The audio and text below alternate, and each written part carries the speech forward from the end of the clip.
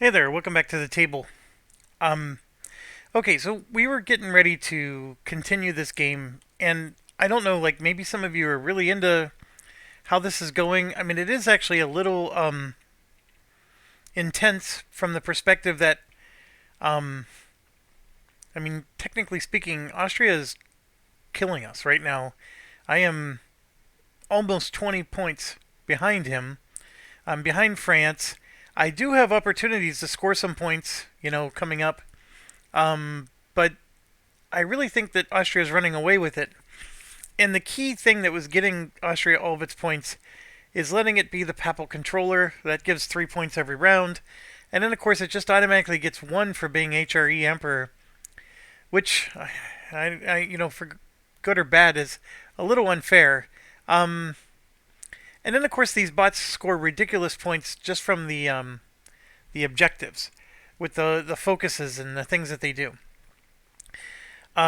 Also, I realized I forgot to set up the 30 Years' War, which I have not set up yet, because my announcement is this. I obviously this was a learning process. This game, I didn't have the rules down, and as you saw, progressing through the campaign, I was slowly learning some of the nuances. And most of the time, it was like, okay, yeah, it's no big deal. We'll just keep playing, but this time we'll play with the rules proper. I think there was several major mistakes I made, and ultimately, what I'm just trying to say is, I would like to end the campaign and start a new one now that I know all the rules a lot more properly. I don't want to say I know them perfectly, but I definitely know them a lot more properly. So let me just recap some of those rules that are creating problems, or did create problems. The first one has to do with Austria's power and the reason they've run away with the game. I had them come in and take a whole. I mean, granted, most of this is Venice, but like I had them take whole areas in one declare war action when their sheets were saying that it was just a single realm. So they weren't supposed to just claim a whole area in their declare war action. So, and then the best example was England, which they did get booted out because Netherlands rose up like a beast. But that would be the best example of this happening, where there's different factions in here, or different realms, if you will. Even though this is all considered the Netherlands, there's you can see it's like a black flag with a golden chimera type lion, and then there's a gold flag with a black lion chimera type. So even though the picture is the same, the colors are different. Those are two different realms, and in one action, I had England just take over everything, and that's definitely not how the AI is supposed to work. So I made the AI expand quicker. That hurt me. So that's one piece.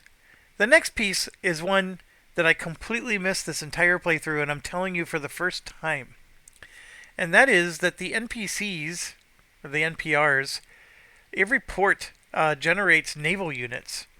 So when England declared war on, let's say, the Netherlands, each of these ports would have generated a naval unit, and there would have been a naval battle right here in the English Channel.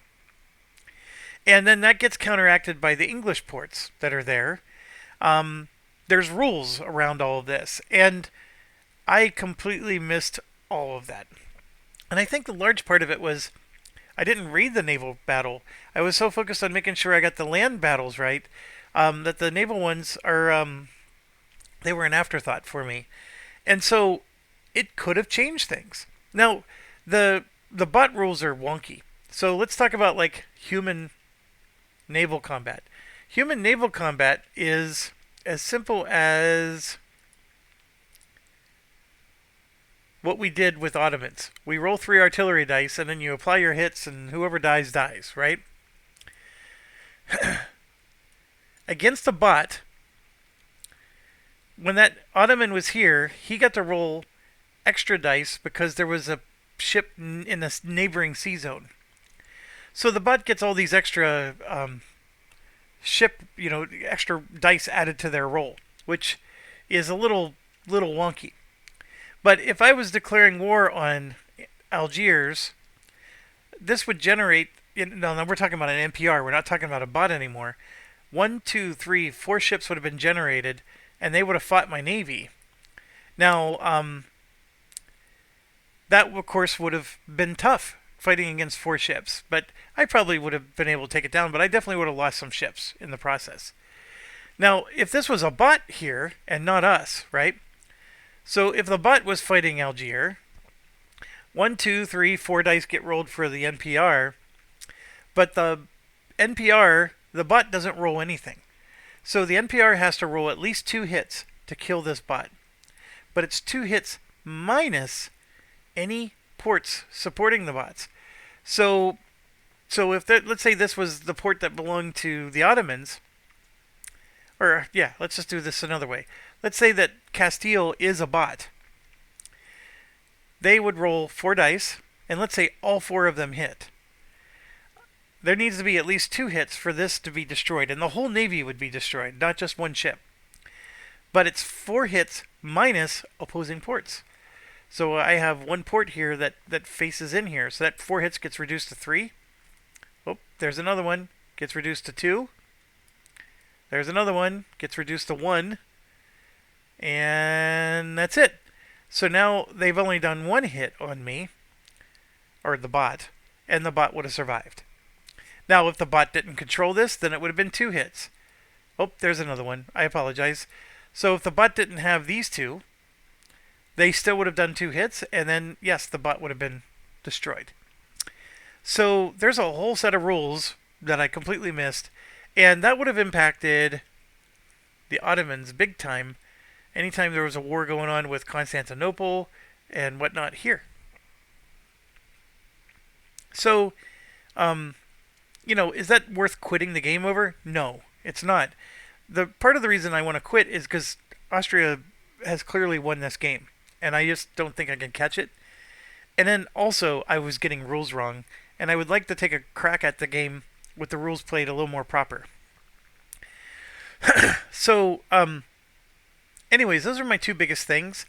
I also think that colonizing is very hard in this game against bots. Against human players, I would not have as much of a problem. Because I guarantee you, against human players, I'd be spending all my cubes every round.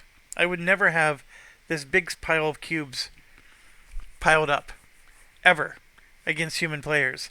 I mean, unless the human player is trying to pass really quickly, I don't know. But the bots are passing so quickly. And I think some of it is because we don't have them on hard. If they run hard, they get more cubes, then they go longer. And that actually helps me to do more as well. And you might be arguing, well, if it helps the bots to do more, they're going to just score more points than you. I don't see it that way. I see it as, because the bots keep passing, they're hurting me. Because I'm not able to get my, because every single explore action is, I have to wait a whole round before it's my turn again. And so I'm just spending a single cube, single cube, single cube, single cube. And then they all pass, and now I'm forced to end the round. And I don't get any more actions. So I got a nice buildup of colonists. I can easily put down. So on this turn alone, for my first action, I can take 3 of these. And then I'm going to turn this into a town, which is perfect, right? And then now I'm going to complete some missions. So I have to have at least 2 towns in order for this mission to be complete. So then I would have to do, let's see, I'd have to do this to do an explore, which puts out another town. Let's say I get a town here. I rolled a 2. Then I would spend 3 more. And the reason I'm spending 3 is because I got that technology, or I thought I did. Yep, right there it is. So I spend 3 more. I get a town there. Okay, just that alone was 3 turns, right? 3 times we're going around, and the bots are spending their cubes and getting ready to pass, right? But let's say I did do that. I would finish the Spanish Moluccas, if I'm pronouncing that correctly. So what I get for it is 4 points. And I get 2 light ships in the East Indies zone. So I would be able to take a light ship and put it there, and another one And since the East Indies is in 2 zones, I would just put it down there. So that's perfect. Then I would do a trade action, which is yet another action that requires another round. And I would be moving, I believe, my Africa guy to here. And then I get to move a ship. So I would move my Africa ship because I don't need that many ships, and I don't need any ships in Africa anymore. And I would fill this up because this is 1 and that's 2 movement. I'd come over here. We'd flip, flip, flip because we're going to do the action. For North America, I have Antilles, and then I also have at least 4 ships, so I'm looking at $10, right? Over here, Ivory Coast was something I could have done, but right here, Indian Ocean. I don't have any of these, but I have 3 ships there, plus a merchant, so I'd get 7. Or over here, Indian Ocean. I don't think I have any of those. But I have 3 ships plus a merchant, so I'm looking at 16. So I'm getting some pretty decent money. And then if I did 1, 2, 3 again, flip, flip, flip.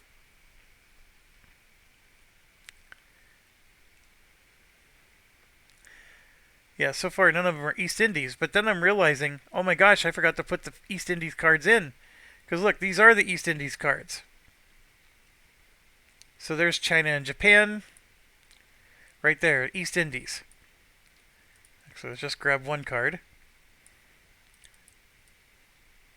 So look at this one, East Indies. Malacca, Burma, and South Sumatra. I have Malacca. So that's 1. I have 4 ships there. That's 5. And I actually have the merchant. That's 6. I would get $14 off of that copper. Here's 1, East Indies. I have Malacca again. That would be $16 for China ware. And then there's an East Indies. Malacca is a very important one to have, apparently. That's $14 for tea. So I forgot to even shuffle those in, right? So there we go. I mean, we have our trade province out, and it will likely come up a lot. The only one we're not going to use anymore is the Africa one. So I'm going to do North America, India, and Far East. Now, I have to get an army out here. I have no army at all. I need to do recruit actions. There's a lot of stuff I still need to do, in addition to the 4 or 5 turns I would have had to do. Anyways, my whole point is I would have run out of turns. And as much as I, am excited to have completed those missions, it still would not have been very helpful. Now, I would have also been able to complete this one, own provinces on 4 distant continents. So that would have been good. Right? So let's say I beat somebody there. 1, 2, 3, 4, 5. That puts me at 52 points. He's at 65. So I'm still nowhere near Austria, and I can't catch it. And then he's got the Papal Curia. There's very little I can do to bump him out. I do have 1 card that lets me add my own, which would bump his cube off. But that's, and that actually would give the Papal Curia to me, which would let me get 3 points. So, maybe I needed to be more aggressive about getting those 3 points and getting the Papal Curia. Anyways, my point is, I would like to try again. I know people were joking that, me taking on the Grand Campaign in my first game, that was ambitious. It was. I don't think I did all that bad, personally. I definitely got rules wrong. But I could have taken on the smallest of introductory missions and still gotten rules wrong. So I'm not worried about that. I think the spirit of the game has been captured, and I know some of you have even written to me about like how to buy this game. And to be quite frank, I hope I did a good job of selling why this is a fun game. I mean, I still have Frosthaven set up on my real table, and I love Frosthaven. I mean, but I'm playing this even more. The other news I have to report is I actually got my physical copy of this game. It looks beautiful. They did a great job with the physical components. The one thing I noticed right away is that Brandenburg, for example, doesn't have a full mission deck. So you got to use this generic mission deck to create missions for them. That could be problematic. It could be very troublesome. So, anyways, there's some things like that that bother me a little bit, and I totally understand the whole idea that you could just use the generic deck to basically create your mission deck, and um, you know, clearly you gotta not be a new player to be, because like if you got a new person comes to your house, hey, I want to play Brandenburg, unless you're willing to build their mission deck for them, they're not gonna have a clue what to do. So, anyways, feel free to voice your opinions or whatever, but I'm gonna go ahead and end this, and then we're gonna just do a new one. And I would like to do the physical copy for you. My issue being that I have Frosthaven set up, and so I don't want to tear down Frosthaven just to put the physical copy on the board. I do have other gaming tables, but then I don't have my camera set up. So that's my issue. Is I can definitely play games on other tables at my house, but I can't do YouTube channel stuff very easily. So there's always a drawback to everything in life, and that's one of them. I think this tabletop simulator version is excellent. And in fact, my son and I started to play and toy with the physical copy, and of course, the rulebook is so familiar because it's identical to what you see here. But I have to confess that being able to search like electronically is amazing. And so when you had it like in front of you, it was like, oh my gosh, I can't remember what section I'm supposed to go to. So so it is nice to be able to do this. Anyways, I love this game. I can't express enough how much I love it. It is complicated. It is hard to remember everything, is probably the better way to put it. It ranks up there with D-Day at Omaha Beach and Enemy Action Ardennes in terms of rules and counter rules. I have to confess that the flowcharts are better than Enemy Action Ardennes. Like I have less trouble understanding what the AI is going to do, but there are still things in the rules that, like, for me, I have mental block with. Like, I'll give one final example. There's this concept in the game called military capacity, and it makes it sound like then there's military access, MAC. So there's MC and then there's MAC. I can tell you right now that MC is used for the recruit action. Like, how many troops can I recruit in this province right here? And so that's what the MC is. The MAC is how many troops can I move into this province as an attacker? So how many troops can I actually have in my army on this province for attacking purposes? That's the MAC. The MC is how many troops can I recruit and put here? And it's basically trying to emulate that these towns are only so big, and they can only support so much, and so a bot or whatever can only produce 4 units here because this is a 4 tax base. And then for us, we can only produce 4 when we're recruiting. But most of the time you can ignore the MC, most of the time, because the MC is just your manpower. So if you have manpower, then of course you have enough to recruit. The reason MC becomes important is here. These guys are not connected to the capital. So the MC for the Ottomans was not the full 9 units that I kept talking about in the last video. When I'm fighting the Ottomans, they can only produce 1, 2... Well, actually, remember, all these towns were occupied by me. They can only produce 3 units. Right here. That's it. 3. And because there's no other support from any other surrounding areas. So they would not necessarily be able to produce the 9 megastack army. They can back here, but they can't here. And then of course, if I were to sink the ship, then they don't have an ability to move these troops from back here to there, etc., etc. So the plan to sink that ship was a good plan. And then I was talking about, well, they'll just spawn here. They can just spawn here, but they would not have spawned with their full army. is all I'm trying to say. Um, could it be easier, simpler rules? I guess so. The one thing that bugs me is how the bots have completely different battle rules than you. Like, in my opinion, if I roll 3 dice and the enemy rolls 3 dice when I'm battling, the bot should be rolling 3 dice and enemy rolls. The developer explained to me that they were trying to quicken the game. And so they wanted situations where, like, when the bot's fighting NPRs, that you just roll once. And then the bots are the only thing that takes damage, and then it's done. If the NPRs didn't kill the bot, then too bad, the NPRs are defeated.